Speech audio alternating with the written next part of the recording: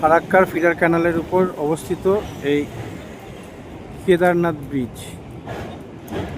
দেখতে পাচ্ছেন এখন আমরা কেদারনাথ ব্রিজের উপরে।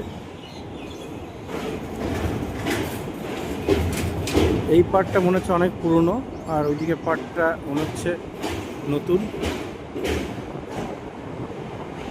হয়তো রিসেন্টলি রং টং করা হতে পারে।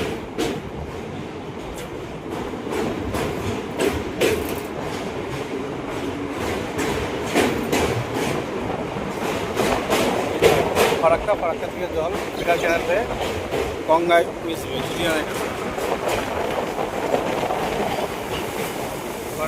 ফিডার ক্যানালে